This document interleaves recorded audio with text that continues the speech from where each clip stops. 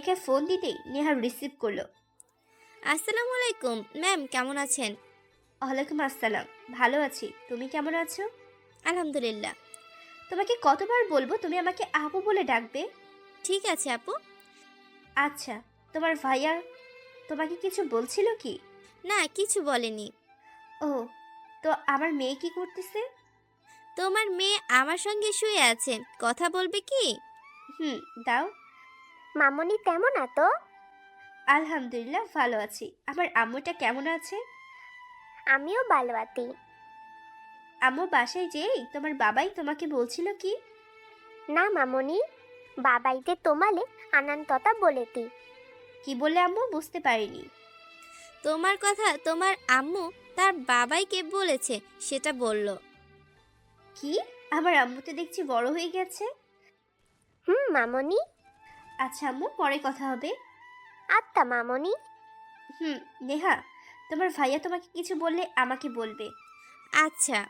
হুম, by. Samia নেহার সাথে কথা বলে স্বস্তির নিঃশ্বাস ফেললো, কারণ সামিয়া শাহিদের রাগ সম্পর্কে জানে। আমি অফিস থেকে বাসায় আসলাম, সন্ধ্যায় ছাদে গেলাম। ছাদে যে দোলনায় বসতেই রাফি ফোন দিল। বল, কেমন আছিস? আলহামদুলিল্লাহ, তুই কেমন আছিস? আলহামদুলিল্লাহ। শাহিদ, আজকে তোর বাবা আর ভাইয়া আমার বাসায় এসেছিল। কেন? তুই কোথায় আছিস তা আমি জানি কি না তাই। হঠাৎ করে খোঁজ খবর নিচ্ছে? তোর বাবা, সামিয়া, তোর ভাই, এক কথায় তোর পরিবার, সামিয়ার পরিবার আর রিপার পরিবারের সবাই সত্যটা জেনে গেছে, তুই যে নির্দোষ তা জেনে গেছে। কিন্তু কিভাবে জানলো? গতকাল তোকে বললাম না যে সামিয়া তোর বাসায় এসেছিল? আসলে সামিয়া তোর সম্পর্কে জানতে এসেছিল, আর এসেই তোর বাবা তাকে হাসপাতালে নিয়ে যায়। হাসপাতালে রিপাকে ভর্তি করানো হয়েছে, আর সেখানে রিপা সবাইকে ডেকে সব সত্যি বলে দেয়। ও, কিন্তু রিপার কি হয়েছে? Brain tumour. ও, আমার বাসার সবাই কেমন আছে? সবাই ভালো আছে, কিন্তু তোর আম্মু তোর চিন্তা করে অসুস্থ হয়ে পড়েছে, তুই চলে আয় ভাই। তা সম্ভব নয়। আচ্ছা, ভালো থাকিস বলে ফোনটা কেটে দিলাম। আম্মুর কথা প্রচুর মনে পড়তেছে। রাবির কাছ থেকে এই খবর পেয়ে আমি যা খুশি হয়েছি তা বলে বোঝাতে পারবো না, কারণ পরিবারের লোকদের কাছে এক মিথ্যা ষড়যন্ত্রের জন্য আমি ছিলাম পাপী। এখন তারা সত্যিটা জানে, কিন্তু আম্মুর কথা ভেবে নিমিষে মনটা খারাপ হয়ে গেল। আমি তো আর তাদের কাছে যাচ্ছি না। পরের দিন কলেজে গেলাম, মিমকে রেখে যেতে চাইলাম, কিন্তু সে আমার সাথে কলেজ যাবে, সে কি কান্না। আমিও আর না করতে পারলাম না। কলেজে পৌঁছে মিম সামিয়াকে দেখতে পেয়ে আমাকে বলল, বাবাই মামনিল কাতে দাবো? না, যাওয়া যাবে না। ব্যাস কান্না শুরু করে দিল। আমি ওর কান্না দেখে যাওয়ার হুকুম দিলাম, সাথে সাথে কান্না off। আহ, কি জাদু! ক্লাসে ঢুকতে যাব, এমন সময় আমাদের ক্লাসের একটা মেয়ে আমার কাছে এসে একটা প্রশ্ন বুঝিয়ে নিতে চাইলো। আমি তাকে সাথে করে নিয়ে ক্যাম্পাসের একটা ফাঁকা জায়গায় বসে সেটা বুঝিয়ে দিতে লাগলাম। একটু লক্ষ্য করে দেখি স্বামী আমার দিকে ভেজা ভেজা চোখে তাকিয়ে আছে। মনে করতেছে আমি ওই মেয়ের সাথে গল্প করতেছি। আমিও সামিয়াকে রাগানোর জন্য মেয়েটির সাথে হেসে হেসে কথা বলতে লাগলাম। সামিয়া সেটা সহ্য করতে না পেরে সেখান থেকে উঠে চলে গেল। আমিও ক্লাসে গেলাম। সামিয়া ক্লাসে বারবার আমার দিকে তাকাচ্ছিল। ছুটির আগে সামিয়ার রুমে গেলাম। রুমে যেয়ে বসতে সামি আমার পায়ের কাছে এসে পা জড়িয়ে ধরে কান্না করতে করতে বলল, প্লিজ শাহিদ, আমাকে এভাবে ইগনোর করো না। আমি আর পারতেছি না। বলছি আমার ভুল হয়েছিল, কিন্তু আমাকে কি মাফ করা যায় না? কি করতেছেন, পা ছাড়ুন। না, ছাড়বো না। তুমি আমাকে মেনে না নিলে আমি পা ছাড়বো না। দেখুন, আপনি যদি আমার পা না ছাড়েন তাহলে আমি এখান থেকে চলে যেতে বাধ্য হব। না না না, তোমাকে যেতে হবে না, তুমি থাকো। আমি চেয়ারে বসলাম আর স্বামী আমার সামনে চেয়ারে বসলো। আমার কোনো কাজ নেই, শুধু বসে থাকা ছাড়া। মাঝে মাঝে স্বামী আমাকে কিছু প্রশ্ন করতে দেয় আর আমি সেগুলোই করি। এইভাবে অতিবাহিত হলো 1 সপ্তাহ। আর এই 1 সপ্তাহ সামিয়া আমার কাছ থেকে অনেকবার ক্ষমা চেয়েছে, কিন্তু আমি ক্ষমাই করিনি। প্রতিবারই তার বলা কথাগুলো দ্বারা তাকেই অপমান করেছি। সেগুলো সে মুখ বুজে সহ্য করেছে। হয়তোবা এখন সে আমার ভালোবাসার মর্মটা বুঝতে পেরেছে। আর এই 1 সপ্তাহ সামিয়ার সাথে মিমের সম্পর্কটা গভীর হয়ে গেছে। মনে হবে যে তাদের সম্পর্কটা মা এবং মেয়ের। আজকে কলেজে গেলাম, আমি, নেহা আর মিম, 3জন মিলে। মিমকে না নিয়ে গেলে আমার অস্তিত্ব রাখবে না সে। ক্লাস শুরুর সময় নোটিশ দিল যে প্রিন্সিপাল স্যার সকল ক্লাসের ছাত্রছাত্রীদের হলরুমে উপস্থিত হতে বলেছেন। ছুটির সময় সবাই হলরুমে গেলাম।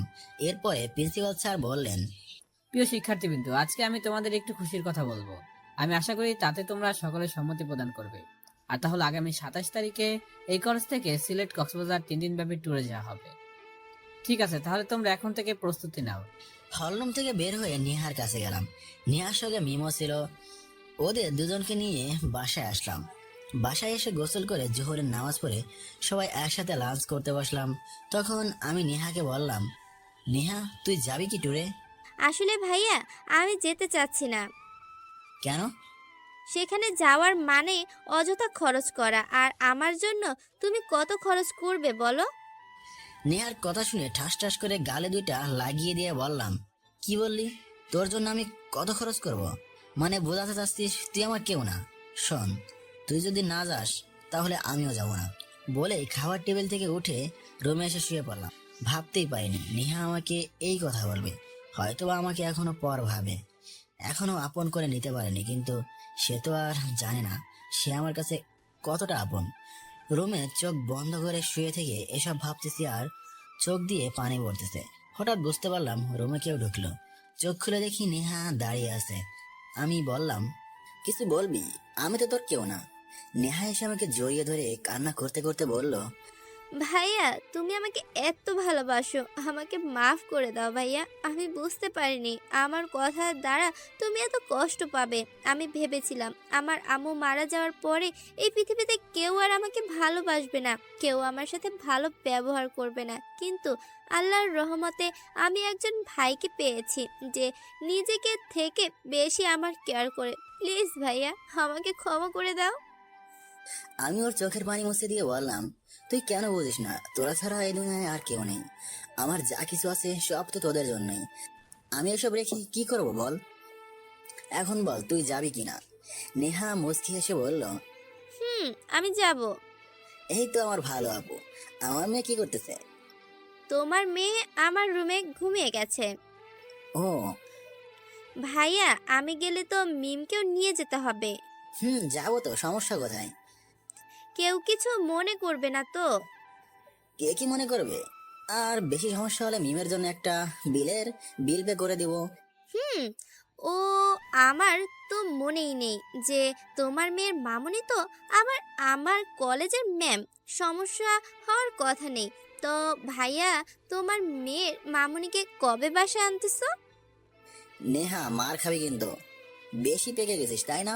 তুই রুমে যা, আমি ঘুমাবো। আচ্ছা ঘুমাও, আমি ভাবির সঙ্গে কথা বলি। কি? কিছু না। বলে রুম থেকে দৌড়ে আমি মনে মনে বললাম, পাগলি একটা। ঘুমিয়ে পড়লাম। বিকেলে মিম এসে ডাকতেছে, বাবাই ও তো আজকে খুলতে যাবো। ওকে আম্মা তুমি বসো, আমি ফ্রেশ হয়ে আসতেছি। ফ্রেশ হয়ে এসে আসরের নামাজ পড়ে মিম আর নেহাকে নিয়ে ঘুরতে বের হলাম। একটা পার্কে এসে বাইক থামালাম। এই পার্কটা বেশ গোছানো। পার্কটা আমার বাসা থেকে বেশ দূরে, আবার কলেজ থেকে কাছে। কেননা কলেজ আমার বাসা থেকে পূর্বে আর পার্কটা কলেজ থেকে পশ্চিমে। আর বন্ধুদের সূত্রে জানতে পারলাম সামিয়া এই পার্কে থেকে পশ্চিমে একটু দূরে একটা বাসা ভাড়া নিয়ে থাকে। যাকগে, আমি আমার মেয়ে আর বোনকে নিয়ে একটা ফুচকার দোকানে গেলাম। নেহা আবার ফুচকা খেতে বেশ পছন্দ করে। নেহা আর দেখা দেখে আমার মেয়েও ফুচকা খাওয়া শিখেছে। ওরা ফুচকা খাচ্ছে আর আমি কফি খাচ্ছি। আমরা যেই টেবিলে বসে খাচ্ছি সেই টেবিলে 4টা চেয়ার দেওয়া আছে। আমার সামনে 2 চেয়ারে মিম আর নেহা বসে থেকে ফুচকা খাচ্ছে, আর আমার পাশের চেয়ারটা ফ্রি আছে। হঠাৎ মিম মামুনি মামুনি বলে চিৎকার করতে লাগলো। পেছন ফিরে দেখি সামিয়া আসতেছে। আমি একবার সামিয়ার দিকে তাকিয়ে দেখে আবার চোখটা নামিয়ে কফি খাওয়ায় গভীরভাবে মনোযোগ প্রদান করলাম, যাতে সামিয়া বুঝতে পারে আমি তাকে দেখিনি। মিম চেয়ার থেকে নেমে সামিয়ার কাছে গেল আর সামিয়া মিমকে কোলে তুলে নিল। সামিয়া আমার পাশে এসে দাঁড়াতেই নেহা বলল, আরে ভাবি যে, কেমন আছেন? আমি নেহার দিকে রক্তিম চোখে তাকালাম। নেহা ভয়ে ঢোক গিলছে। আলহামদুলিল্লাহ। নরদিনী, তুমি কেমন আছো? আমিও ভালো আছি ভাবি। সরি আপু। সামি আমার দিকে তাকিয়ে মুচকি এসে বলল, আরে তুমি এত ভয় পাচ্ছ কেন? আর তুমি আমাকে ভাবি বললেই ডাকতে পারো। নেহা তোর আরো কি ভাই আছে নাকি? কেন? এই যে ম্যাম তোকে ভাবি বলে ডাকতেছে যে, আর তোকে নরদিনী বলতেছে। নেহার ভাই তো নেহার সামনেই বসে আছে, তাই না নরদিনী? ভাবি। আমি মনে মনে বললাম, শালি তুই আমার বোনকে হাত করে ফেলেছিস। কি ব্যাপার মিস্টার, আমাকে বসতে বলবেন না নাকি? আমি ধীরে ধীরে বললাম, আমার মতো চরিত্রহীন ছেলের পাশে আবার বসবেন? শাহিদের কথাটা সামিয়ার কলেজার মধ্যে তীরের মতো ঢুকলো, কিন্তু সামিয়া ভাবতেছে, তুমি আমাকে যতই অবহেলা করো আর কথা শোনো, তবু আমি তোমার পাশেই থাকবো, তোমাকে আবার আমার করবই। সামিয়া মুখটা কালো করে আমার পাশে বসলো। মিম এখনো সামিয়ার কোলে আছে। সামিয়া টেবিল থেকে ফুচকার প্লেটটা হাতে নিয়ে মিমকে তুলে খাওয়াতে লাগলো। আমি মিমের খাওয়া দেখতেছি। আমাকে তাকিয়ে থাকতে দেখে মিম বলল, বাবাই তুমি খাবে? না আম্মু, তুমি খাও। সামিয়া তুলে মিমের মুখে দিচ্ছে আর মিম খাচ্ছে। মনে হচ্ছে মা তার মেয়েকে তুলে খাওয়াচ্ছে। হঠাৎ মিম বলল, বাবাই আজকে মামনিতে বাতায় নিয়ে যাবো। আমি কি বলবো ভেবে পাচ্ছি না। আমার মেয়ে যে আমাকে এইরকম পরিস্থিতিতে ফেলবে তা কে জানে। না আম্মু, আমি এখন যাব না, পরে একেবারে যাব তোমার বাবার বাসায়। এই আশায় বসে থাকো। আচ্ছা মামনি। খাওয়া দাওয়া শেষ করে বিল মিটিয়ে ফুচকার দোকান থেকে বের হয়ে বাইকের কাছে আসলাম। সামিয়া মিমকে অনেকগুলো চকলেট কিনে দিয়ে কপালে একটা চুমো দিয়ে নেহার কাছে দিয়ে আমার কাছে এসে বলল, কালকে কলেজে তাড়াতাড়ি এসো, কাজ আছে। বলেই চলে গেল। আমি ওদের দুজনকে নিয়ে বাসায় আসলাম। রাতে মিমকে আমার বুকে জড়িয়ে ধরে ঘুমিয়ে গেলাম। ফজরে ঘুম ভেঙে উঠে নামাজ পড়ে আব্বুর কবরে যেয়ে দোয়া করে চলে আসলাম। 8টার দিকে কলেজে যাওয়ার জন্য বের হচ্ছি।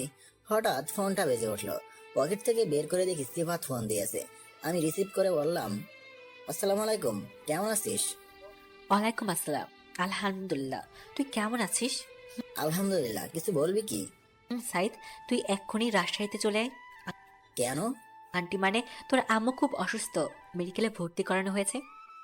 আমার আম্মুর যদি কিছু হয় তাহলে আমি কি করে বেঁচে থাকবো? আচ্ছা যাব, কিন্তু আমি নার্সের বেশে যাব। তুই সে ব্যবস্থা কর। ঠিক আছে, তুই আয়। ফোনটা কেটে দিয়ে রুম থেকে বের হয়ে দেখি নেহা আর মিম রেডি হয়ে সোফায় বসে আছে। আমি নেহার কাছে যেয়ে বললাম, নেহা, আমি আজকে কলেজে যাব না, চল তোদের নামিয়ে দিয়ে আসি। কেন, কোথাও যাবে নাকি? একটা কাজ আছে, একটু বাইরে যাব। আচ্ছা। বাবাই কোথায় যাবে? একটু বাইরে যাবো আম্মু, তুমি তোমার আন্নির সাথে থাকবে, আর আর আমি আসার সময় তোমার জন্য চকলেট নিয়ে আসবো। আচ্ছা। আচ্ছা বাবাই। আমি বাইকে করে নেহা আর মিমকে কলেজে নিয়ে যে নামিয়ে দিয়ে বললাম, তোদের ছুটির সময় ড্রাইভার আঙ্কেলকে ফোন করে আসতে বলিস, আর তোরা যেন একাই বাসায় যাস না। ঠিক আছে ভাইয়া, তুমি কখন আসবে? সন্ধ্যায় বা রাতে। আচ্ছা, সাবধানে যেও। এরপরে ইকবাল রিয়াদের সঙ্গে দেখা করে বাসায় আসলাম। আজকে সাকিব কলেজ আসেনি। বাসায় এসে বাইকটা রেখে দারোয়ান চাচাকে বলে বের হলাম বাস স্ট্যান্ডের উদ্দেশ্যে। কিছুক্ষণ আগে অনলাইনে টিকিট কেটেছিলাম। বাসে উঠে বসতেই মনে পড়লো আজ থেকে 3 বছর আগের কথা। কয়দিন পর আজ নিজের শহরে যাচ্ছি। বাসের সিটে হেলান দিয়ে ঘুমিয়ে পড়লাম। এটা একটা আমার বাজে অভ্যাস। ওইদিকে নেহা, আজকে তোমার ভাইয়া আসেনি? না ভাবি, ভাইয়ের কি যেন কাজ আছে, তাই একটু বাইরে গিয়েছে। ও শয়তান, আজকে একটু তাড়াতাড়ি কলেজে আসতে বলেছিলাম আর তিনি কাজে গেছেন। ভাব দেখে আর বাঁচি না। ভাবি, মন খারাপ করো না, চলে আসবে এক্ষুনি। এই অবস্থা বিয়ের পর না জানি। সামিয়া লজ্জা মাখামাখি একটা মুচকি এসে বলল, পাঁচি মেয়ে কোথাকার। মামনি আমার চকলেট খেতে দেতে। ওকে আম্মু, চলো তোমাকে আরো চকলেট নিয়ে দেই। মামনি চলো। এরপর নেহা, সামিয়া আর মিম ক্যান্টিনে গেল। দীর্ঘ সফর করে চলে আসলাম সেই অবিশ্বাসিত শহরে। বাস থেকে নেমে সিফাতকে ফোন দিলাম, আমি এসেছি, তুই কোথায়? তুই 1 মিনিট দাঁড়া। ঠিক আছে। একটু পরে সিফাত আসলো, আমাকে দেখার সাথে সাথে জড়িয়ে ধরলো। আমিও জড়িয়ে ধরলাম। প্রায় 3 বছর পরে সিফাতের সঙ্গে দেখা। অনেক চেঞ্জ হয়েছে। তবে রাফির কয়েকবার ঢাকায় গিয়েছিল আর সেখানে তার সঙ্গে কয়েকবার দেখাও হয়েছিল। ভালো মন্দ জিজ্ঞাসা করার পরে সিফাত আমাকে মেডিকেলে একটি ডাক্তারের কেবিনে নিয়ে গেল। তবে যাওয়ার সময় আমার মুখে মাস্ক ছিল, ফলে যারা আমাকে দেখেছে তারা চিনতেই পারেনি। ডাক্তারের কেবিনে যেয়ে দেখি আমার কয়েক বছরের এক বড় ভাই মাহফুজ বসে আছে। তবে সে 3 বছর আগে মেডিকেলের স্টুডেন্ট ছিল। তাহলে সে এখন ডাক্তার। তবে তার সাথে আমাদের ফ্রেন্ডলি ভাবাটাই বেশি ছিল। যাকগে, আমাকে দেখে মাহফুজ ভাই জড়িয়ে ধরলেন, আমিও জড়িয়ে ধরলাম। বেশ কিছুক্ষণ কথা বলার পর সিফাত আমাকে নার্সের ড্রেস দিল। আমি সেগুলো পরে নিলাম। সবকিছু চেঞ্জ করে একেবারে ক্ষণিকের নার্স হয়ে গেলাম। এরপরে মাহফুজ ভাই, সিফাত আর আমি কেবিন থেকে বের হয়ে হাঁটতে লাগলাম আম্মুর কেবিনের উদ্দেশ্যে। আম্মুর কেবিনের সামনে যেয়ে দেখি আমজাদ চৌধুরী বিপরীত মুখ হয়ে ফোনে কারোর সাথে যেন কথা বলতেছে, তবে বুঝতে পারিনি, কিন্তু কথা শুনে বুঝতে পারলাম এটা আমজাদ চৌধুরী। আম্মুর কেবিনের ভিতরে পা বাড়ালাম, বুকের ভিতর ধুকপুক ধুকপুক করতেছে। অনেক কষ্টে নিজেকে সামলে নিয়ে কেবিনের ভিতরে ঢুকলাম। কেবিনের ভিতরে ঢুকে যা দেখলাম তাতে আমার চোখ দিয়ে আপনা আপনি পানি বের হয়ে যাচ্ছে, আর চোখ দুটি অন্ধকার হয়ে আসতেছে। এ আমি কাকে দেখতেছি? আমার আম্মুকে চেনাই যাচ্ছে না। চেহারাটা শুকিয়ে গেছে, মনে হচ্ছে ঠিকমতো খাওয়া দাওয়া করে না। চোখের নিচে কালো দাগ পড়েছে, হয়তোবা আমার জন্য কান্না করতে করতে চোখের নিচে এমন দাগ পড়েছে। বেডের সঙ্গে লেপ্টে শুয়ে আছে। আম্মুর এক পাশে ভাইয়া আর অন্য পাশে ভাবি বসে আছে। ভাবির কোলে একটা ছেলে সন্তান, মনে হয় এটা তাদের ছেলে। মাহফুজ ভাই আম্মুকে চেক আপ করার জন্য আম্মুর কাছে গেলেন। ভাইয়া আর ভাবিকে উদ্দেশ্য করে বললেন, সাইম ভাই, আপনি আর ভাবি একটু বাইরে যাবেন প্লিজ, রোগীর চেক আপ করতে হবে তো, আপনারা বাইরে গেলে ভালো হয়। ভাইয়া আর ভাবি কেবিন থেকে বের হয়ে গেল। তবে যাওয়ার সময় ভাইয়া আমার দিকে কয়েকবার সন্দেহের চোখে তাকালো। ভাইয়া আর ভাবি যাওয়ার পরে আমি দরজাটা ভালোভাবে লাগিয়ে দিয়ে আসলাম, কারণ হলো যাতে সবাই বুঝতে পারে আমি একজন নার্স, আর দরজা লাগানোর মাধ্যমে নার্সের কাজটাই প্রকাশ করলাম। আম্মুর মাথার কাছে যেয়ে বসলাম। আম্মু এতক্ষণ ঘুমিয়েছিল। আমি আম্মুর কপালে হাত বুলিয়ে দিতেই আম্মু জেগে গেল। আম্মু চোখ খুলে বলতে লাগলো, বাবা সাহেব, কই তুই? একবার আমার কাছে আয় বাবা, এসে আম্মু বলে ডাক। কোথায় গেলি তুই? আম্মু এসব বলতেছে আর চোখ দিয়ে পানি ফেলতেছে। আমিও নীরবে কান্না করতেছি। আম্মুর চোখ বন্ধ করে আবার বলতে লাগলো, শাহিদ বাবা, আমি আর বাঁচবো না বাবা। কোথায় আছিস? একবার আমার কোলে আয় বাবা। এই তোরা কোথায় আছিস? আমার শাহিদকে আমার কোলে এনে দে। হঠাৎ আম্মু কথা বলা বন্ধ করে দিল কেন? মাহফুজ ভাই দেখে বলল সেন্সলেস হয়ে গেছে। এরপর আমি আম্মুকে একবার দেখে আবার মাহফুজ ভাই আর সিফাদের সঙ্গে মাহফুজ ভাইয়ের ক্যাবিনে আসলাম। ক্যাবিনে এসে সোফায় ধপাস করে বসে পড়লাম। এমন পরিস্থিতিতে কেমন করে আমার আম্মুকে রেখে চলে যাব? চোখের সামনে আমার জন্মদাদির এমন অবস্থা কেমন করে সহ্য করি? আমি তো আর কিছুই করতে পারবো না, সেই অধিকার আমার নেই। দূর থেকেই আমাকে কেঁদে কেঁদে বালিশ ভিজাতে হবে। আমি মাহফুজ ভাইয়াকে বললাম, ভাইয়া, আমার আম্মুর অবস্থা এখন কেমন? আসলে সাহিদ, তোমার আম্মুর অবস্থা এখন বেশ খারাপ, তুমি এখানে চলে এসো। বলা তো যায় না কখন কি হয়, আর তোমার আম্মুর এই অবস্থা শুধু তোমার কথা চিন্তা করে। তাই বলি কি ভাই, তুমি আবার তোমার মায়ের কোলে ফিরে এসো। হ্যাঁ সাইদ, তুই ফিরে আয়। দেখলি তো আজকে আন্টি তোর জন্য কেমন আচরণ করলো। শুধু আজকে নয়, আন্টিকে হাসপাতালে ভর্তি করার পরে প্রতিদিন আমি দেখতে আসতাম, আর প্রতিদিনই আন্টি তোর জন্য কান্না করতো। প্লিজ ভাই, সব কিছু ভুলে আবার ফিরে আয়। মানুষ তো ভুল হতেই পারে। প্লিজ ভাই, তুই চলে আয়। আমি আর কি বলবো, আমারও তো মন চায় মায়ের কাছে ফিরে এসে সেই ছোট্টবেলার মতো মায়ের কোলে মাথা রেখে শুয়ে থেকে রাখাল ছেলের পিঠা গাছের গল্প শুনতে, সেই আলাদিনের আশ্চর্যের প্রদীপের গল্প শুনতে, কোলে শুয়ে থেকে চাঁদের সাথে গল্প করতে, মায়ের হাতে হাত তুলে খাইতে। কিন্তু এক অজানা শক্তি এসে বাধা দিচ্ছে। ওদের সঙ্গে কিছুক্ষণ কথা বলে আবার আম্মুর কেবিনে গেলাম। কেবিনে ঢুকে দেখি ভাবি আম্মুর পাশে বসে আছে। আমি পেশা চেক করার বাহানায় আম্মুকে দেখে হাসপাতাল থেকে বাইরে আসলাম। বাইরে এসে সিবাতকে বলে বাস স্ট্যান্ডে চলে আসলাম। বাসে উঠে সিটে বসতে ফোনটা বেজে উঠলো। হাতে নিয়ে দেখি নেহা ফোন দিয়েছে। কেটে দিয়ে আমি ফোন দিলাম। নেহা রিসিভ করে বলল, আসসালামু আলাইকুম ভাইয়া, কোথায় আছো? ওয়ালাইকুম আসসালাম, বাসে উঠতেছি। ও, কখন তুমি বাসায় পৌঁছাবে? সন্ধ্যায়। মিম কোথায়? আমার সঙ্গেই আছে, কথা বলবে? দে। বাবাই, কোথায় এত? বাসে উঠেছি আম্মু, তুমি কি করতেছো? আমি মামনির তোলে থুয়ে আতি। কি, তোমার মামনি আমার বাসায় কেন? তখন সামিয়া বলল, আমি থাকবো না তো কে থাকবে? আপনি আমার বাসায় কেন? তারপরে আবার আমার অনুমতি না নিয়ে, আর এসবের মানে কি? বারে, আমি আমার হবু স্বামীর বাসায় থাকবো, এটা আবার কার অনুমতি লাগবে? আর এসবের মানে তুমি ভালো করে জানো। দেখুন, এসব বাদ দিন, এসবের আর আশা করবেন না, হয়তো আপনারই ভালো হবে বলে ফোনটা কেটে দিলাম। কথা বলার আর ইচ্ছা নাই। একটু পরে বাস ছেড়ে দিল। বাস তার আপন গতিতে চলতেছে, আর আমি বাইরের দিকে তাকিয়ে আছি। ভাবতেছি আম্মু আমাকে ছাড়া থাকবে কি করে? আম্মুর যদি কিছু হয়ে যায় তাহলে আমি নিজেকে ক্ষমা করতে পারবো না। আচ্ছা, আমি কি ফিরে আসবো? আবার কি তৈরি হবে তাদের সাথে আমার আজ থেকে 3 বছর আগের সেই সম্পর্ক? তাদের হলেও আমার কিন্তু হবে না। তাদের প্রতি সেই ভালোবাসা, সেই শ্রদ্ধা, তবে আম্মুর প্রতি আমার সেই ভালোবাসা, সেই শ্রদ্ধা একই থাকবে। বরং তার থেকে বেশি আম্মুর প্রতি আমার ভালোবাসাটা বৃদ্ধি পেয়েছে। কারণ একটা মা তার ছেলেকে কতটা পরিমাণ ভালোবাসে সবসময় তার কথাই বলবে, তার চিন্তায় নিজেকে মৃত্যু মুখে ঠেলে দেবে। সব মেয়েরাই মনে হয় এমনই হয়। হে আল্লাহ, আপনি আমার আম্মুকে সুস্থতা দান করুন। ভাবনার জগৎ থেকে বের হয়ে আসলাম ফোনের রিংটোনের আওয়াজে। পকেট থেকে বের করে দেখি রাফি ফোন দিয়েছে। আমি রিসিভ করলাম। হ্যালো সাহিদ, তুই নাকি রাজশাহীতে এসেছিস? তুই কখন ফিরবি?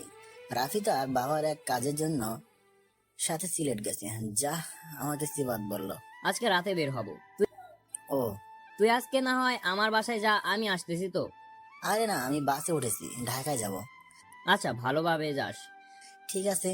ফোন রেখে সিটে হেলান দিয়ে ঘুমিয়ে পড়লাম। বেশ কিছু সময় ধরে ঘুমালাম। বাসের হেল্পারে ডাকে ঘুম ভাঙলো। বাস থেকে নেমে ড্রাইভার আঙ্কেলকে ফোন দিয়ে আসতে বললাম। ঘড়ির দিকে তাকিয়ে দেখি সন্ধ্যা 7টা বেজে গেছে। তার মানে মাগরিবের আজান হয়ে গেছে। হে আল্লাহ, আপনি আমাকে এত ঘুম কোথা থেকে দিয়েছেন? পাশের একটা মসজিদে যে নামাজ পড়ে বের হয়ে আসলাম। একটা দোকানে যে আমার মেয়ের জন্য এক বক্স চকলেট আর নেহার জন্য 1 প্লেট ফুচকা কিনলাম। একটু পরে ড্রাইভার আঙ্কেল গাড়ি নিয়ে আসলেন। গাড়িতে উঠে বসে পড়লাম। প্রায় 20 মিনিট পর বাসায় এসে পৌঁছালাম।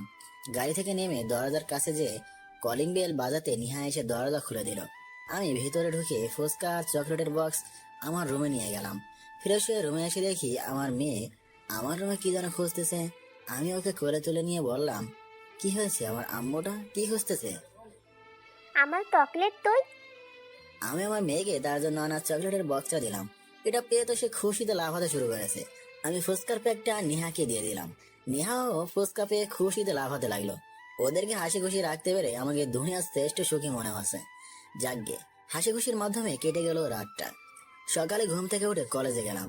কলেজ শেষে সামিয়ার অফিসে গেলাম। সেখানেও নিত্যদিনের ন্যায় একই কথা। ওদেরকে নিয়ে বাসায় আসলাম। এভাবে কেটে গেল 2 দিন। আজকে প্রিন্সিপাল স্যার বলেছেন আগামী কাল সকাল 7টায় ট্যুরে যাওয়ার জন্য বাস ছেড়ে দেবে। সবাইকে কলেজের ক্যাম্পাসে উপস্থিত হতে হবে। আর মিমের যাওয়া নিয়ে কোনো প্রকার ঝামেলাই হয়নি, বরং সবাই খুশি হয়েছে। এরকম একটা কিউটি বাচ্চা প্লাস ফ্রেন্ডের মেয়ে তাদের সাথে যাচ্ছে, ভাবা যায়। বলতে গেলে এটা তাদের ভাগ্য। আজকে বিকালে ঘুম থেকে উঠতে নিহা বায়না ধরলো আমাকে নিয়ে শপিং মলে যাবে। আমিও আর না বললাম না, কারণ কালকে এক জায়গায় যাবে, কিছু তো কেনাকাটা প্রয়োজন। তাছাড়া আমারও কিছু কেনাকাটা করার ছিল। সন্ধ্যায় আগে আমি, মিম আর নেহা এই 3 জন গাড়ি নিয়ে শপিং মলে গেলাম। আসলে শপিং করতে যাওয়ার সময় বাইক নিয়ে যেতে আমাকে ভালো লাগে না। একাই গেলে সেটা ভিন্ন কথা, কিন্তু একসাথে 2 জন গেলে সমস্যা। একে তো কয়েকখালি ব্যাগ, তার উপর আবার আসতে রাত হবে, বা হওয়াটাই স্বাভাবিক। গাড়ি পার্কে রেখে মিমকে কোলে নিয়ে নেহার হাত ধরে শপিং মলে গেলাম। প্রথমে লেডিস সাইডে গেলাম। ওমা, সেখানে যেয়ে দেখি আমার এক্স ইংলিশ আমার কিউটির মামুনির কাছে দাঁড়িয়ে আছে। ওহ, তাহলে নেহা ওকে আমাদের আসার কথা বলেছে। এরপর ম্যামকে নিয়ে দোকানের ভিতরে ঢুকলাম। নেহা আর সামিয়া তাদের শপিং করতে ব্যস্ত। আমি আর আমার মেয়ে অসহায়ের মতো তাদের শপিং করা দেখতেছি। একটু পরে সামিয়া সেলসম্যানকে মিমের জন্য কিছু পোশাক দেখাতে বললো। আমি নেহাকে বললাম, আপু তোর ফোনটা একটু দে তো। নেহা আমাকে ওর ফোনটা বের করে দিল। দেখি ফোনটা বেশ পুরনো হয়ে গেছে। আজ থেকে 1 বছর আগে এটা ওকে নিয়ে দিয়েছিলাম। আজকে আবার একটা নিয়ে দেবো। চলে গেলাম শাওমির শোরুমে। সেখান থেকে নিসমরিলা একটা ফোন কিনে লুকিয়ে নিয়ে যে গাড়িতে রাখলাম সারপ্রাইজ দেবো বলে।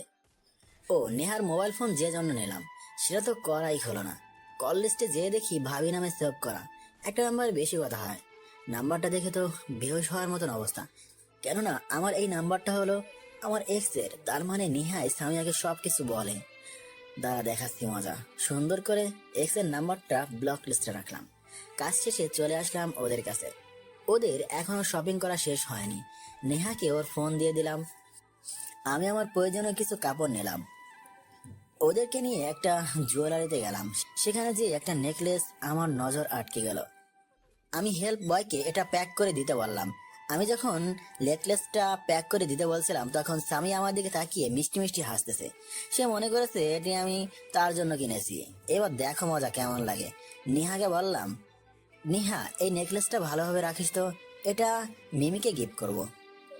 শাহিদের কথা শুনে সামিয়ার ভেতরে মনে হচ্ছে কেউ হাতুড়ি দিয়ে পেটাচ্ছে, তবুও সবকিছু নীরবে সহ্য করে নিল। এত কিছু করার পরও যদি তাকে শাহিদকে হারাতে হয়, তখন আমি নেহাকে বললাম, আরে আমাদের ক্লাসের চিনিস না, কয়েকদিন আগে আমাকে প্রপোজ করেছিল। আমি কয়েকদিন সময় চেয়েছিলাম, এখন ভেবেছি ট্যুরে যে এই নেকলেস দিয়ে আমি আবার প্রপোজ করব। শাহিদের কথায় নেহা অবাক হয়ে গেল। নেহা ভাবতেও পারেনি তার ভাই অন্য একজনকে ভালোবাসে। সামিয়া আর এক মুহূর্ত দেরি না করে দৌড়ে শপিং মল থেকে বের হয়ে গেল। আমি অবাক হলাম, কি ব্যাপার, এইটুকু কথাতে সামিয়া এত হার্ড হবে ভাবতেই পারিনি। হলে হবে আমার কি, কেবল তো শুরু। নেহা আর মিমকে নিয়ে বাসায় আসলাম। বাসায় বসে ঘড়িতে দেখি রাত 9টা বেজে গেছে। ভেবেছিলাম কোনো রেস্টুরেন্টে ডিনার করে আসবো, কিন্তু তার হলো না। রুমে এসে ফ্রেশ হয়ে মোবাইলে বক্সটা নিয়ে নেহার রুমে গেলাম। তবে একটা জিনিস ভাবাচ্ছে, গাড়িতে ওঠার পর থেকে বাসায় আসার অব্দি নেহা আমার সাথে একটাও কথা বলেনি। মিম গাড়িতে ঘুমিয়ে গিয়েছিল। ওকে কোলে করে নিয়ে এসে আমার বিছানায় শুয়ে দিলাম। নেহা রুমে যেয়ে দেখি নেহা শুয়ে আছে। আমি নেহাকে ডাক দিলাম, আপু তোর কি শরীর খারাপ? আমার কথা শুনে নেহা উঠে বসে বলল, না ভাইয়া, ঠিক আছি, তাহলে? এমনি শুয়ে আছি। ওহ, এই নে এটা তোর জন্য। কি আছে এখানে? Mobile phone. আচ্ছা, রেখে দাও। নেহার এমন আচরণে আমি অবাক হয়ে গেলাম। নেহাকে বললাম, কি হয়েছে আপু তোর? ভাইয়া, তুমি কি সত্যি মিমকে ভালোবাসো? ও, এতক্ষণে বুঝতে পারলাম এই ব্যাপার। হায় রে ভাবি পাগল রে। কেন? এমনি বলতেছি। আমি মুচকি এসে বললাম, সেটা পরে বুঝতে পারবি, চল ডিনার করবি। আমি খাবো না, তুমি খাও। সেটা বললে হবে না, তুইও চল আমার সাথে। শেষে আমার জোরাজোরিতে ডিনার করার জন্য রাজি হলো। অতঃপর দুই ভাই বোন মিলে ডিনার করে যে যা রুমে গেলাম। আমি রুমে এসে আমার এবং আমার মেয়ের 3 দিনের প্রয়োজনীয় ড্রেসগুলো ল্যাকেজে ভরে নিলাম। নেহা ডিনার করে রুমে এসে সামিয়াকে ফোন দিল। হ্যালো ভাবি, কি করতেছো? এই তো বসে আছি। তুমি? ডিনার করে রুমে আসলাম। ভালো। তোমার কণ্ঠ এমন লাগতেছে কেন? কান্না করছো? কি করব বলো, যার জন্য এত কিছু করলাম সে আজ অন্য কারোর। ভাবি, তোমার ভেঙে পড়লে চলবে না। ভাইয়া হয়তো তোমাকে হার্ট করার জন্য কথাটা বলেছে। তাছাড়া আমি ভাইয়াকে চিনি, কোনো দিন আমার কাছে কোনো কথা লুকায়নি। মিম যদি সত্যি প্রপোজ করতো তাহলে আমাকে আগে বলতো, বুঝছো? তুমি লেগে থাকো। ঠিক আছে, পরে কথা হবে। নেহার কথা শুনে সামিয়া কিছুটা শান্তি পেল। ফজরে ঘুম থেকে উঠে গোসল করে নামাজ পড়ে নেহা আর মিমকে ডেকে তুললাম। মিমকে ফ্রেশ হয়ে নিয়ে ডাইনিং টেবিলে আসলাম। নেহা এখনো ডাইনিং টেবিলে আসেনি। একটু পরে নেহা আসলো। গতকাল বুয়াকে কিছু খাবার রান্না করে ফ্রিজে রেখে দিতে বলেছিলাম। 3 জন একসাথে নাস্তা করে রুমে এসে ড্রেস আপ করে বের হয়ে গাড়িতে এসে বসলাম। এরপরে ড্রাইভার আঙ্কেল আমাদের কলেজে নিয়ে যেয়ে নামিয়ে দিলেন। কলেজে পৌঁছে ঘড়িতে দেখি 6টা 30 বেজে গেছে। নেহার ফ্রেন্ডদের কাছে গেল। আমি আমার মেয়েকে নিয়ে আমার বন্ধুদের কাছে যেতেই প্রিন্সিপাল স্যার সকলকে গাড়িতে ওঠার জন্য বললেন। সিট লটারির মাধ্যমে নির্ধারণ করা হয়েছে। একটু পরে সামনে এসে আমার কাছে থেকে মিমকে নিয়ে গেল। মিমকে নিয়ে যাওয়ার পরেই ইকোনমিক স্যার এসে আমাকে বললেন, এই লিস্ট নিয়ে সকল বাসে গিয়ে দেখো তো সবাই ঠিক মতো উঠেছে কিনা। ঠিক আছে স্যার। এরপরে সকলের বাসে যেয়ে দেখে আসলাম সবাই ঠিকঠাকই বসেছে। মোট 5টি বাস যাচ্ছে আমাদের কলেজ থেকে। কয়েক বছর পর আমাদের কলেজ থেকে ট্যুরে যাচ্ছে, এই জন্য স্টুডেন্টদের যাওয়ার আগ্রহটা বেশি। যাকে আমি আমার ডিপার্টমেন্টের জন্য যেই বাস ফিক্স করা হয়েছে সেটাই গেলাম। ও মা, গাড়িতে উঠতেই দেখি আমার বন্ধুরা সহ সবাই নিজ নিজ সিটে বসে পড়েছে। সব সিট পূর্ণ হয়ে গেছে। আমার পকেট থেকে টিকিটের কার্ডটা বের করে দেখি 36 নম্বর সিটটা আমার। 36 নম্বর সিটে যেহেতু আমি অবাক, কারণ আমার পাশের সিটে বসে আছে মিমি, যার কথা আমি গতকালকে শপিং মলে বলেছিলাম। আমার পাশের সারির 2 সিট পিছনে সামিয়া এবং আইসিটি বিভাগের ম্যাম বসেছিলেন। তবে আমাদের কথা ওরা ওদের সিট থেকে শুনতে পাবে না। মিম সামিয়ার কোলে বসেছিল আর নেহা অন্য পাশে বসেছিল। আমি সিটে বসতে মিম আমাকে দেখতে পেল। আমাকে দেখেই বলল, বাবাই, আমি তোমার কাতে তাবো। ঠিক আছে আম্মু, এসো। মিমকে আমি আমার কাছে নিয়ে এসে সিটে বসে বললাম। জানালার পাশে আমি বসেছি আর আমার পাশে মিমি বসেছে। মিমকে কোলে নিয়ে আদর করতেছে। আগে ক্লাসে নিয়ে যাওয়ার কারণে সকলে মিমকে চিনে, কিন্তু মিম সবাইকে চিনে না। তেমনি মিমির ক্ষেত্রেও হয়েছে। মিমি মিমকে চিনে, কিন্তু মিম মিমিকে চিনে না, তার মানে তেমন পরিচিত নয়। বাবা এটাতে এটা তোমার মামনি নয় আম্মু, আজ থেকে মামনি বলে ডাকবে, আচ্ছা? ঠিক আছে বাবাই। মামনি, আমার জন্য চকলেট এনে তো। এই নাও আম্মু। মিমি ওর ব্যাগ থেকে চকলেট বের করে দিল, মনে হয় চকলেট নিয়েই এসেছিল। সামিয়ার দিকে তাকিয়ে দেখি সামিয়া আমাদের দিকে চেয়ে আছে। আমি ওকে রাগানোর জন্য মিমির সাথে কথা বলতে লাগলাম। আচ্ছা মিমি, তুমি এত সুন্দর কেন? তোমার সেই কাজল কালো চোখ, সেই আপেলের মতো গাল, সেই পাগল করা হাসি, সব মিলিয়ে মনে হয় যেন স্বর্গের কোনো রমণী নেমে এসেছে। মিমি মাথা নিচু করে লজ্জামাকে হাসি দিয়ে বলল। ধ্যাৎ, কি যে বলো না। আমি আর একটু পাম দিয়ে বললাম, সত্যি মিমি, তোমার রূপের কোনো তুলনা হয় না। তবে যাই বলো না কেন, তোমার মতো সুন্দরী আমাদের কলেজে নেই। মিমি খুশিতে গদগদ হয়ে বলল, সত্যি? হ্যাঁ সত্যি, মন তো চাচ্ছে তোমাকে আমার মেয়ের আম্মু বানিয়ে ফেলি। সামিয়ার দিকে তাকিয়ে দেখি রাগে ফুসতেছে। যাক, তাহলে ওষুধ কাজে লেগেছে। রাগে ওর নাক কান লাল হয়ে গেছে। এটা সামিয়ার একটা অভ্যাস। মিমি মুচকি এসে বলল, না করেছি কে, বানিয়ে ফেলো। ও মা, এই মেয়ে বলে কি? আমি ওর দ্বারা আমার এসকে রাগাতে যাচ্ছি, আর সে বলতেছে তাকে আমার মেয়ের আম্মু বানাতে। আমি মিমিকে সান্ত্বনা দিয়ে বললাম, আমি আমার পরিবারের সাথে কথা বলে দেখি, জানো কেমন? ঠিক আছে জানো। বলেই আমার গালে কিস করে বসলো। হায় আল্লাহ, এ আমি কার পাল্লায় বললাম? সামিয়া আর এসব সহ্য করতে না পেরে তার সিট থেকে উঠে আমাদের কাছে এসে মিমিকে বলল। এই মেয়ে, এখানে কি চুমাচুমি করতে আসছো? মিমি ভয়ে ঢোক গিলতে গিলতে বলল, না মানে ম্যাম। কি মানে মানে করতেছো? আমার সিটে যে বসো, যাও। কেন ম্যাম? আবার কথা বলো। আমি যা বলতেছি তাই হবে, যাও বলতেছি। আর যেন কখনো তোমাকে সাহেদের সাথে না দেখি। কি আর করার, মিমি মন খারাপ করে সামিয়া সিটে যেয়ে বসলো। সামি আমার পাশে বসলো, আর আমি মনের আনন্দে কানে হেডফোন লাগিয়ে গান শুনতে লাগলাম। মনে হচ্ছে আমি কিছুই জানি না। সামিয়া বিড় করে বলতেছে, শয়তান ছেলে বলে কি, ওই মিমি পেতনি ছাড়া নাকি কলেজে অন্য কোনো কেউ সুন্দর নয়? তাহলে এতদিন আমার সাথে ছিলি কেন? এতদিন যখন আমার সঙ্গে রিলেশন করেছিলি, তখন তো এত সুন্দর করে আমাকে বলিসনি যে তোমার গালগুলো আপেলের মতো সুন্দর, কাজল কালো চোখগুলো বেশি সুন্দর। আর আজকে একটা টেকনিকে পেয়ে আমাকে ভুলে গেছিস। বলি কি, তাকে আবার প্রপোজ করবে? দাঁড়া, তোর প্রপোজ করা আমি করাচ্ছি। সামিয়া যা যা বলতেছে সবকিছু আমি শুনতে পাচ্ছি, কারণ গানটা তখন আমি বন্ধ করে দিয়েছি। সামিয়াকে বললাম, ম্যাম কিছু বলতেছেন? সামিয়া আমার দিকে করুণ চোখে তাকিয়ে থেকে বলল, আচ্ছা সাহেব, সত্যি কি আমি তোমার অযোগ্য হয়ে গেছি? এসব বলতেছেন কেন? আর মিমিকে উঠে দিয়ে আপনি এখানে বসলেন কেন? সামিয়া রেগে গিয়ে আমার কলার ধরে বলল, আর কোনোদিন যদি আমার নাম ছাড়া অন্য কোনো মেয়ের নাম মুখে নিয়েছিস, তাহলে তোকে শেষ করে দিয়ে আমিও শেষ হয়ে যাব। আমি শান্তশিষ্টভাবে সামিয়ার হাতটা আমার কলার থেকে ছাড়িয়ে নিয়ে বললাম, আমাকে তো সেদিনই মেরে ফেলেছেন, যেদিন মিথ্যা দোষের জন্য, মিথ্যা ষড়যন্ত্রের জন্য আমাকে চরিত্রহীন নামক উপাধি দিয়েছিলেন। এখন আবার নতুন করে মেরে ফেলার কি আছে? অযথা আমার মতো চরিত্রহীন ছেলের লাইফে নিজেকে জড়িয়ে নিজের লাইফটা শেষ করে দিয়েন না।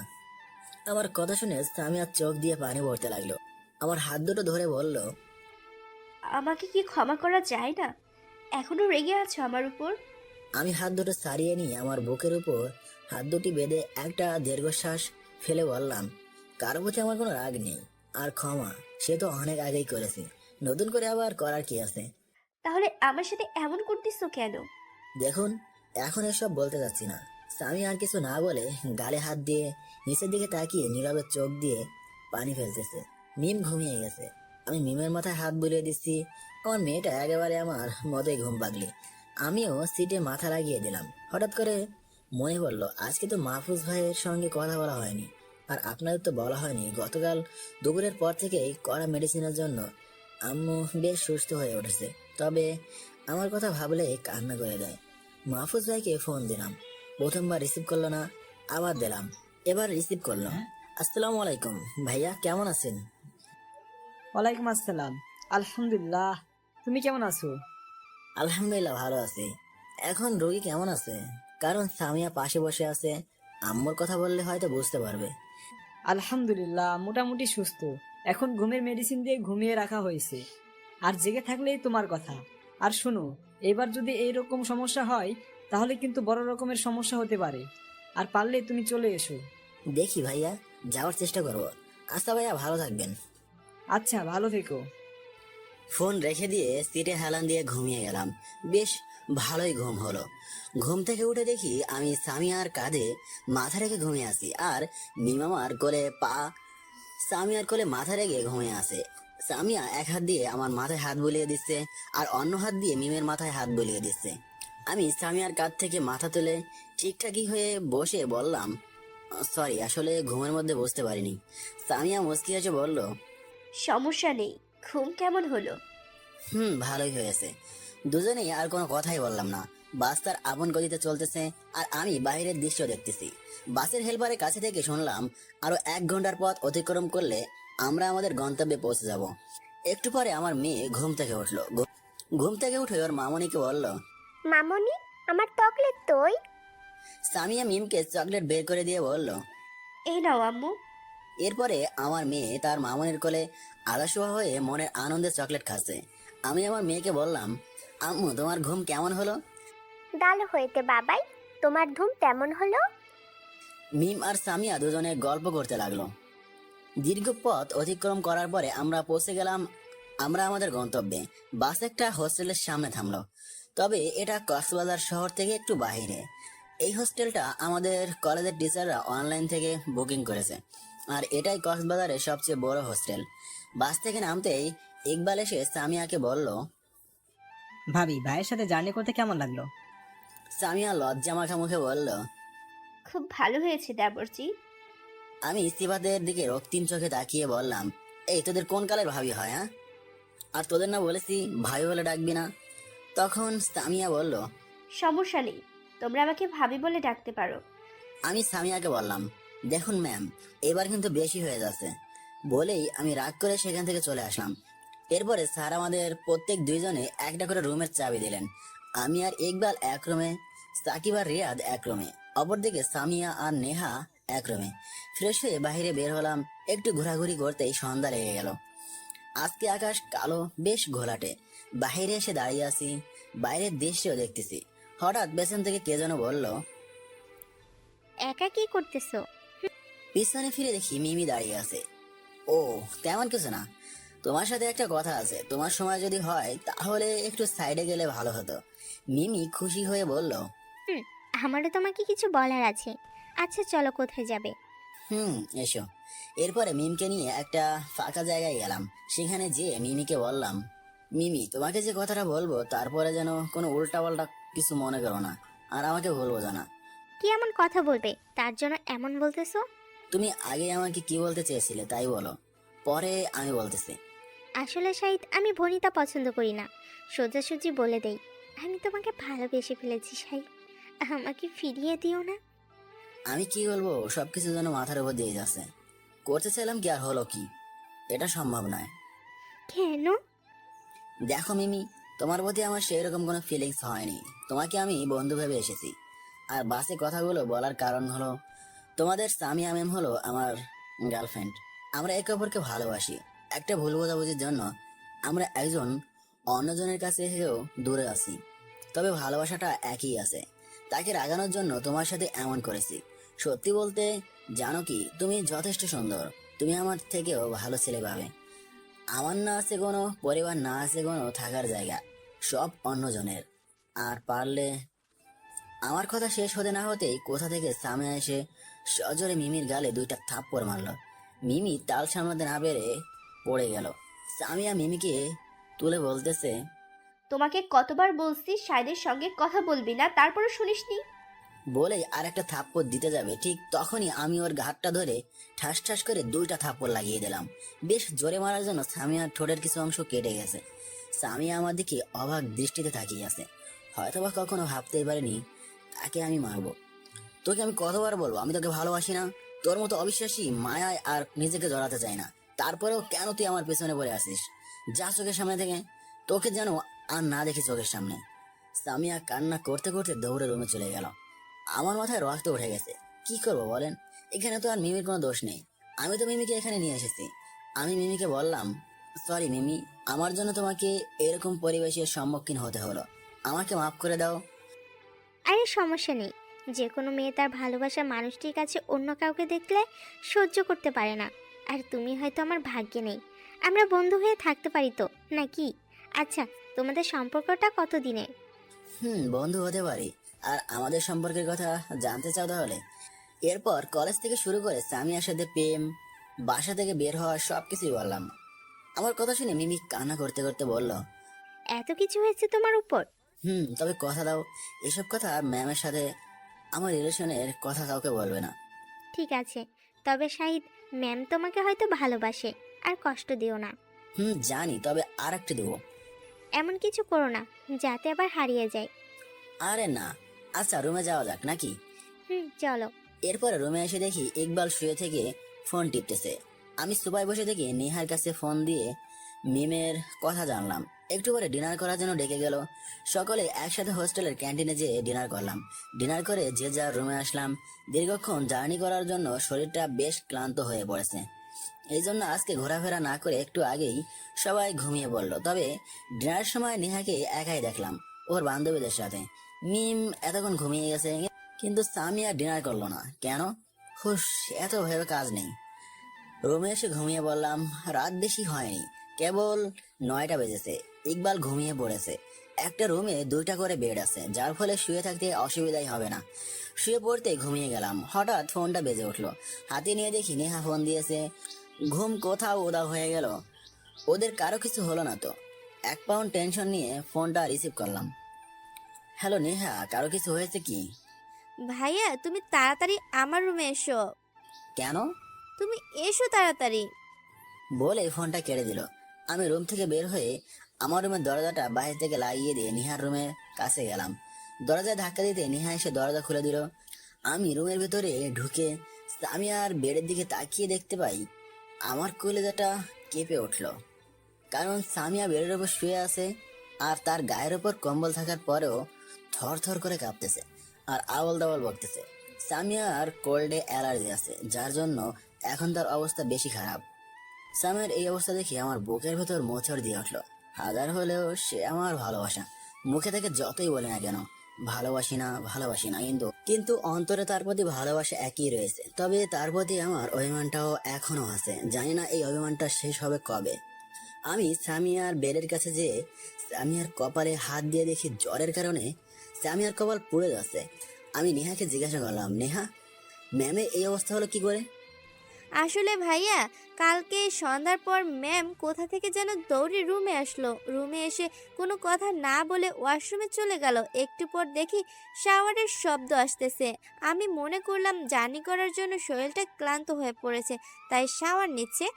আমিও আর কিছু বললাম না। প্রায় আধ ঘন্টা পার হয়ে যাচ্ছে, তবু বের হয়ে আসতেছে না। আমি ওয়াশরুমের দরজা ঠেলে ভিতরে ঢুকে দেখি ম্যাম ওয়াশরুমের মেঝেতে বসে থেকে কান্না করতেছে, আর মাথার উপর ঝর্ণা থেকে পানি পড়তেছে। আমি জিজ্ঞাসা করলাম, কি হয়েছে তোমার? ম্যাম বলল, কিছু হয়নি। তাহলে এখন এইভাবে শাওয়ার ছেড়ে বসে আছে কেন? আমার কিছু হয়নি, প্লিজ তুমি এখান থেকে চলে যাও, আমাকে একাই থাকতে দাও। আমি আর কিছু না বলে ওয়াশরুম থেকে বের হয়ে আসলাম। একটু পরে ডিনার করার জন্য ডেকে গেল। আমি ম্যামকে ডিনার করার জন্য ডাকলাম, কিন্তু সে বলল পরে ডিনার করবে। আমি জেদ করেও তাকে আমার সাথে ডিনার করতে নিয়ে যেতে পারিনি। আমি মিমকে নিয়ে ডিনার করতে গেলাম। ডিনার করে রুমে এসে দেখি ম্যাম এখনো শাওয়ার নিচ্ছে। আমি আর তার কোনো কথা না শুনে রুম থেকে ড্রেস নিয়ে যে তার ভেজা ড্রেসগুলো চেঞ্জ করে দিয়ে ড্রেস পরিয়ে দিয়ে তার বেডে শুয়ে দিলাম। তারপরে তাকে আবার জিজ্ঞাসা করলাম, কি হয়েছে? ম্যাম আমাকে জড়িয়ে ধরে কান্না করতে করতে বলল, আমি হারিয়ে গেছি নেহা, আমি আমাদের ভালোবাসার প্রতি হারিয়ে গেছি। তখন আমি বুঝতে পারলাম তোমাদের মধ্যে কিছু হয়েছে। নেহার কথা শুনে আমার 2 চোখ দিয়ে নোনা জল পড়তে লাগলো। কি করে পারলাম মেয়েটার সাথে এমন আচরণ করতে? মন চায় বুকে জড়িয়ে নিয়ে চোখে চোখ রেখে বলি, পাগলি, তোকে খুব ভালোবাসি রে, কেন তুই বুঝিস না? মন চায় আবার তাদের কাছে ফিরে যেতে, কিন্তু কোনো এক অজানা শক্তি এসে বাধা দিয়ে বলে, শাহিদ, তারাও তো তোকে কম শাস্তি দেয়নি, তুই কি ভুলে গেলি? তখন আমি আর তাদের কাছে ফিরে যেতে পারি না। জেগে উঠে সেই পুরনো ক্ষতগুলো, মনে পড়ে সেই 3 বছর আগের কথাগুলো, যখন তারা আমাকে বিনা দোষে বাসা ছাড়া করলো, বিনা দোষে চরিত্রহীন উপাধি দিল। কি করে তাদের কাছে আবার ফিরে যায়? নিহার কথাই আমি ভাবনার জগৎ থেকে বের হয়ে আসলাম। ভাইয়া, জানি না তোমাদের মধ্যে কি হয়েছে, জানার চেষ্টাও করি না, তবে একটা কথা বলি ভাইয়া, এই মেয়েটা তোমাকে খুব ভালোবাসে। তাই বলি, অতীতের সবকিছু ভুলে আবার নতুন করে শুরু করো। আমি নেহার কথার উত্তর না দিয়ে বললাম, নেহা তোর কাছে রুমাল থাকলে নিয়ে আয় তো। নেহাকে রুমাল নিতে পাঠিয়ে আমি ওয়াশরুম থেকে এক জগ পানি নিয়ে আসলাম। পানি নিয়ে এসে সামিয়ার মাথার কাছে বসে নেহার কাছ থেকে রুমালটা নিয়ে পানিতে ভিজিয়ে সামিয়ার মাথায় পট্টি দিতে লাগলাম। সামিয়ার জ্বর ক্রমশই বেড়ে চলতেছে, গায়ের কাঁপুনি বেশি হয়ে যাচ্ছে আর জ্বরের ঘরে ভুলভাল বকতেছে। আমি আমার রুমে এসে ব্যাগ থেকে জ্বরের ক্যাপসুল নিয়ে এসে সামিয়াকে খাইয়ে দিলাম। সামিয়া এখনো অসচেতন অবস্থায় আছে। প্রায় 45 মিনিট ধরে জ্বর পট্টি দেওয়ার পরে সামিয়া কিছুটা স্বাভাবিক হলো। এতক্ষণ নেহা আমার পাশে বসেছিল। আমি নেহাকে বললাম, আপু তুই মিমকে নিয়ে তো বেডে শুয়ে পড়। আমি এখানে বসে আছি, তুমি তোমার রুমে যেয়ে ঘুমিয়ে পড়ো। আমি এখানে আছি, তুই যে ঘুমিয়ে পড়, জাগলে তুই অসুস্থ হয়ে পড়বি। ঠিক আছে ভাইয়া। এরপরে নেহা মিমকে সামিয়ার বেড থেকে নিয়ে যে ওর বেডে ঘুমিয়ে পড়লো। আমি সামিয়ার মাথাটা আমার কোলের উপর তুলে নিয়ে মাথায় হাত বুলিয়ে দিচ্ছি আর মাথায় জলপট্টি দিয়ে দিচ্ছি। এক্সের সেবা করতে করতে কখন যে রাত শেষ হয়ে গেছে বুঝতেই পারিনি। ফজরের আজানের সময় সামিয়ার বেড থেকে উঠে নিজের রুমে এসে অজু করে নামাজ পড়ে বেডে গাটা এলিয়ে দিলাম। এখন সামিয়ার জ্বরটা ছেড়ে গেছে, তবে একটু একটু আসছে। সকাল 7টায় ঘুম থেকে উঠে সোজা মেডিসিন কর্নার থেকে কিছু জ্বরের ওষুধ নিয়ে এসে নেহাকে বললাম, নিহা এই মেডিসিনগুলো তোর ম্যামকে খাইয়ে দিস। ঠিক আছে ভাইয়া। এখন জ্বর কেমন আছে? জ্বর নেই, তবে এই মেডিসিনগুলো খাইয়ে দিলে একবারে সেরে যেতে পারে।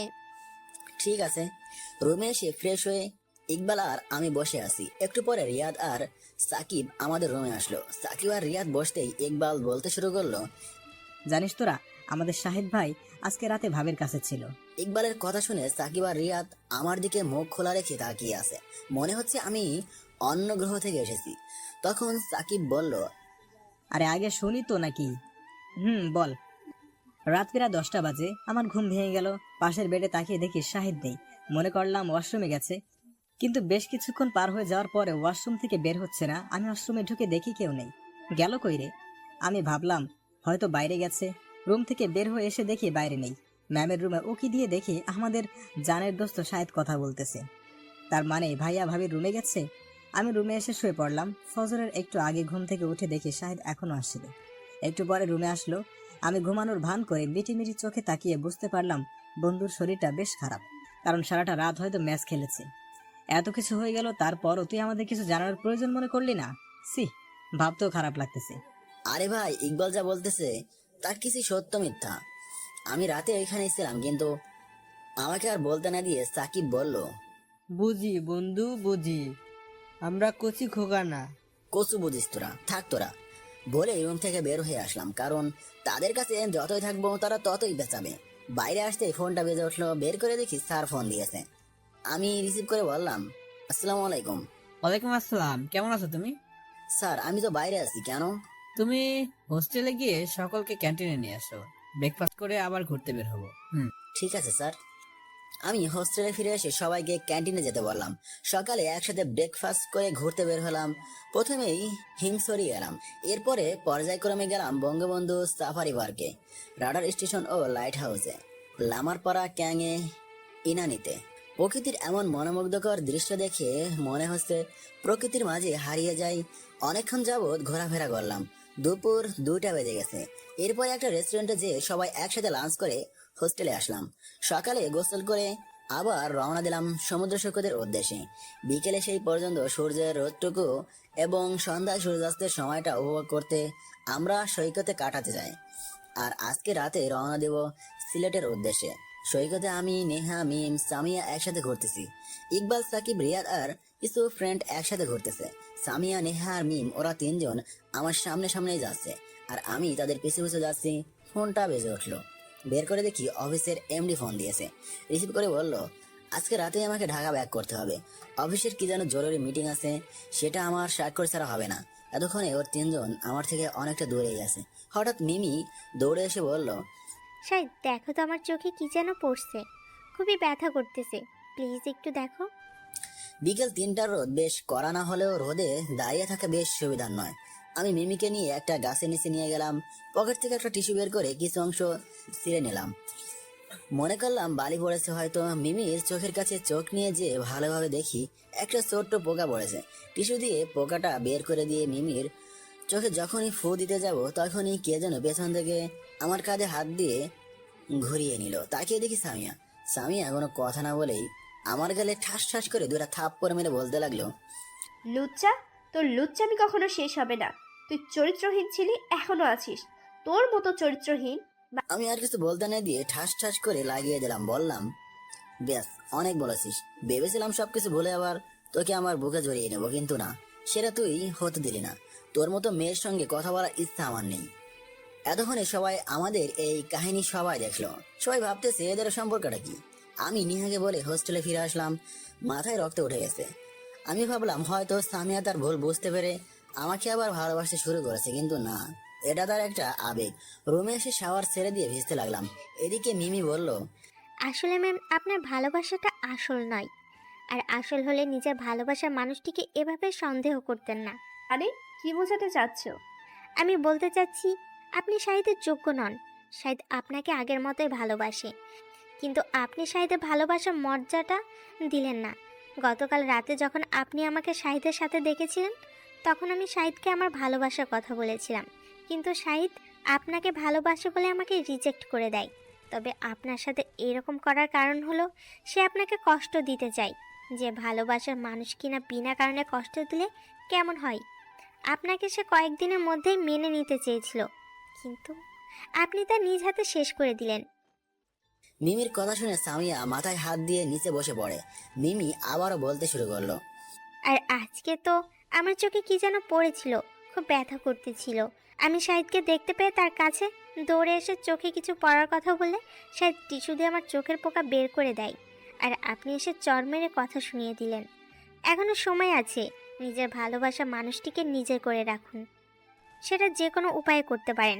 হয়তোবা আপনার কষ্ট হতে পারে, তবুও চেষ্টা করুন, কেননা একবার হারিয়ে ফেললে সারা জীবন চোখের পানি ফেলতে হবে। বলেই মিমি সেখান থেকে চলে গেল। সামিয়া বিছতে বসে থেকে কান্না করতে লাগলো। নেহা সামিয়াকে বিভিন্নভাবে সান্ত্বনা দিচ্ছে, কিন্তু সামিয়া কান্না করে যাচ্ছে। সামিয়ার কান্না দেখে মিমও কান্না শুরু করে দিয়েছে। নেহা, সামিয়া আর মিমকে নিয়ে হোস্টেলে ফিরে আসলো। আমি স্যারের কাছে যেয়ে বললাম, স্যার, আপনাদের সাথে জরুরি কিছু কথা ছিল। স্যার, আমি আজকেই ঢাকা ব্যাক করবো। কেন? স্যার, কালকে সকালে অফিসে একটা জরুরি মিটিং আছে, আর সেখানে আমি না থাকলে হবে না। আচ্ছা ঠিক আছে, তাহলে আর নিষেধ করা যাচ্ছে না। ঠিক আছে স্যার, আর আমার বোন এবং আমার মেয়েকে একটু দেখে রাখেন। ঠিক আছে, কখন যাবে? 8টায় ফ্ল্যাটে যাব। ওকে। স্যারের রুম থেকে বের হয়ে এসে আমার রুমে এসে প্যাক করতে লাগলাম। এতক্ষণে সবাই বিচ থেকে চলে এসেছে। আমাকে প্যাক করতে দেখি ইকবাল বলল, শাহিদ কোথায় যাবি? প্যাক করেছিস কেন? ঢাকায় যাবো দোস্ত। কেন? অফিসে জরুরি মিটিং আছে, আর নেহাকে একটু দেখে রাখিস। আচ্ছা ঠিক আছে। আমি নেহার কাছে ফোন দিয়ে বাইরে রুম থেকে আসতে বললাম। নেহা বাইরে এসে আজ দেখে অবাক, কারণ আমি ল্যাকেজ নিয়ে বের হচ্ছি। আমাকে এই অবস্থা দেখে বলল, ভাইয়া তুমি কোথায় যাবে? আসলে অফিসে একটা জরুরি মিটিং আছে, তো তাই আমাকে যেতে হবে। না গেলে হয় না? না রে বোন, যেতেই হবে। আর আমার আম্মুকে একটু নিয়ে আয় তো। নেহা মিমকে আনতে তার রুমে গেল। একটু পরে স্বামী আসো, ওরা 3জন আমার কাছে আসলো। স্বামী আমাকে এভাবে দেখো অবাক। আমি আমার মেয়েকে কোলে নিয়ে বললাম, আম্মু, তুমি আমার সাথে যাবে নাকি তোমার আন্নির সাথে থাকবে? বাবাই, তুমি কোথায় যাবে? আমি ঢাকায় যাবো আম্মু, তুমি যাবে? না বাবাই, আমি আন্নি আর মামনির সাথে থাকবো। আচ্ছা আম্মু, থাকো, দুষ্টুমি করবে না। আচ্ছা বাবাই। আর নেহা, মিমকে দেখে রাখিস। ঠিক আছে ভাইয়া, ভালোভাবে যেও। আচ্ছা। আমি সামনে ঘুরে ল্যাগেজ হাতে নিয়ে যেই এক কদম ফেলবো, তখনই সামিয়া দৌড়ে এসে আমার পা জড়িয়ে ধরে কান্না করতে করতে বলল, প্লিজ এবার আমাকে মাফ করে দাও, আর একবার সুযোগ দাও। আমি কিছু না বলে পাটি সারিয়ে নিয়ে ইকবাল, রিয়াদ আর সাকিবকে বিদায় দিয়ে পা বাড়ালাম বিমানবন্দরের উদ্দেশ্যে। বিমানবন্দরে পৌঁছতে 8টা বাজতে আর 10 মিনিট বাকি। তারপরে বিমানে উঠে পড়লাম। বিমান ঢাকা ল্যান্ড করলো। বিমান থেকে নেমে বিমানবন্দরের বাইরে এসে দেখি ড্রাইভার আঙ্কেল গাড়ি নিয়ে দাঁড়িয়ে আছে। বিমানে ওঠার সময় আঙ্কেলকে আসতে বলছিলাম, গাড়ি নিয়ে বাসায় আসলাম। ফ্রেশ হয়ে হালকা ডিনার করে ঘুমিয়ে পড়লাম, কারণ গত রাতে একটা প্রতারকের সেবা করতে কাটিয়ে দিয়েছি। সকালে ঘুম থেকে উঠে নাস্তা করে অফিসে গেলাম। অফিসে প্রয়োজনীয় কাজ শেষ করে বাসায় এসে গাড়ি নিয়ে বের হলাম রাজশাহীর উদ্দেশ্যে। ড্রাইভার আঙ্কেলকে নিয়ে আসিনি, একাই এসেছি। লং ড্রাইভ করতে ভালো লাগে। দীর্ঘক্ষণ ড্রাইভ করে রাজশাহী মেডিকেলের সামনে এসে পৌঁছালাম। গাড়ি পার্ক করে নার্সের ড্রেস আপ করে ভেতরে ঢুকলাম। আম্মুর ক্যাবিনে যে দেখি আব্বু মাথা হেলে বসে আছে আর আম্মু ঘুমিয়ে আছে। এক নজরে দেখে মাহফুজ ভাইয়ের সঙ্গে দেখা করলাম। মাহফুজ ভাই বলল, আম্মু এখন মোটামুটি সুস্থ, কয়েকদিন পর রিলিজ দিবে। মাহফুজ ভাইয়ের সাথে কিছু কথা বলে হাসপাতাল থেকে গাড়ির কাছে আসলাম। আবার ড্রাইভ করে চলে আসলাম ঢাকায়। আগামীকাল সকাল 7টায় নেহারা কক্সবাজার থেকে ঢাকায় ফিরবে।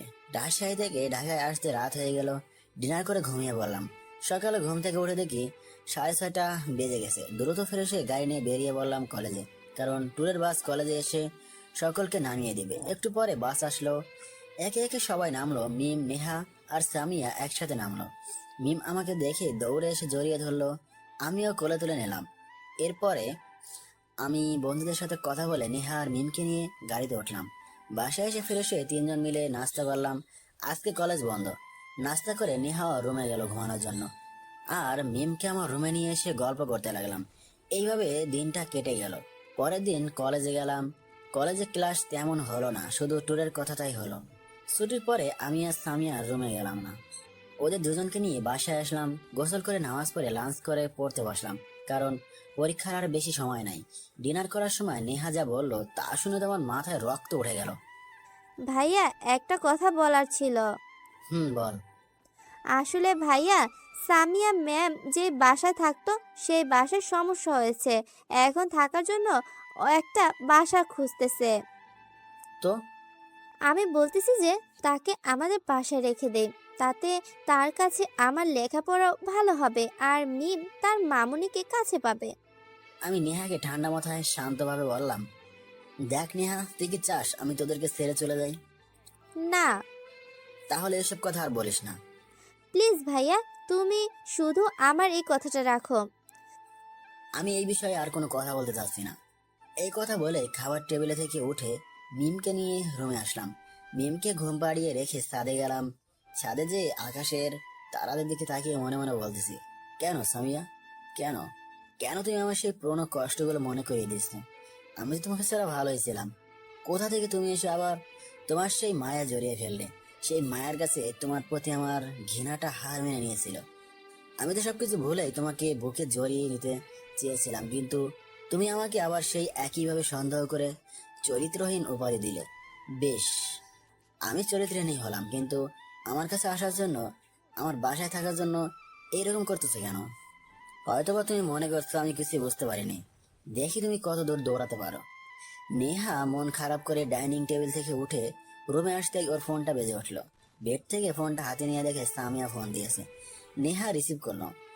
আসসালামু আলাইকুম ভাবি, কেমন আছো? ওয়ালাইকুম আসসালাম, আলহামদুলিল্লাহ। নেহা, তোমার ভাইয়া কি বললো? আসলে ভাবি, ভাইয়া তো রাজি হচ্ছে না। ও, মন খারাপ করো না, সব ঠিক হয়ে যাবে। কিছুই ঠিক হবে না নেহা, কিছুই ঠিক হবে না। আমি অনেক বড় ভুল করে ফেলেছি। আমি মনে হয় আমার ভালোবাসাকে হারিয়ে ফেললাম। প্লিজ ভাবি, তুমি ভেঙে পড়ো না, আমি চেষ্টা করতেছি। প্লিজ নেহা, তুমি কিছু করো। ঠিক আছে, তুমি কোনো চিন্তা করো না। আচ্ছা, পরে কথা বলবো। ঠিক আছে, ভালো থেকো। নেহার সাথে কথা বলে সামিয়া বেডে বসে চিৎকার দিয়ে কান্না করতে লাগলো। সামিয়ার মনে হচ্ছে সে শাহিদকে হারাতে যাচ্ছে। বড্ড বেশি ভালোবাসে সে, কিন্তু কিভাবে যে কি হয়ে গেল। হয়তো বেশি ভালোবাসার জন্য সন্দেহটা বেশি, আর একটা সম্পর্ক ভাঙতে সন্দেহের অবদান সবচেয়ে বেশি। নেহা ফোন রেখে ভাবতে লাগলো কিভাবে সামিয়াকে তার বাসায় নিয়ে আসা যায়, আর এই জন্য তার ভাইকে রাজি করাতে হবে। কিন্তু কিভাবে? একটু পরে মনে হলো তার ভাই তো তার কান্না আর সহ্যই করতে পারে না। এসব ভাবতেই ঘুমিয়ে গেল। অনেক রাত পর্যন্ত ছাদ থেকে তারাদের খেলা দেখে রুমে এসে শুয়ে পড়লাম। ফজরের আজানে ঘুম ভাঙলো। ঘুম থেকে উঠে অজু করে নামাজ পড়লাম। নামাজ পড়ে একটু স্টাডি করলাম। 8টার সময় আমি আর আমার মেয়েকে নিয়ে নিচে এসে ডাইনিং টেবিলে বসে আছি। নেহা আসলে একসাথে ব্রেকফাস্ট করে কলেজে যাব। আমার মেয়ের সাথে গল্প করতেছি, মানে ট্যুরে যেয়ে কি দেখলো, ওর মামনি কি খাওয়ালো, কি বললো, এসব আর কি। গল্প করতে করতে 20 মিনিট পার হয়ে যাওয়ায় পরও নেহা আসতেছে না। আমি আমার মেয়েকে বললাম,